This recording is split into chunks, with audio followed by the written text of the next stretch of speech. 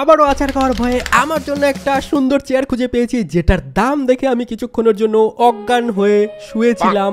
তারপরে উঠে money bag check করে একটা সস্তা চেয়ার খুঁজি যেটা আমার অকাতের ভেতরে, আর একটা সস্তা চেয়ার পেয়েছি যেটা অনেক সস্তা। ইয়েস, বাই নাওতে ক্লিক করে আমি শুয়ে পড়ি, ওয়েট করতে থাকি কখন অর্ডারটা আসে। ফাইনালি বিছানা থেকে লাফ দিয়ে উঠে শার্ট পরতে পরতে চলে যায় ডেলিভারি রিসিভ করতে। গিয়ে দেখি ছোট্ট একটা বাক্সের মধ্যে আমার এত বড় চেয়ার ভরে দিয়েছে। এই বই পড়ে আমাকে মুখস্থ করে নিতে হবে কি করে চেয়ারটা বানাতে হয়। নাট বল্টু ফটাফট টাইট দিয়ে আমার চেয়ার হয়ে যায় রেডি।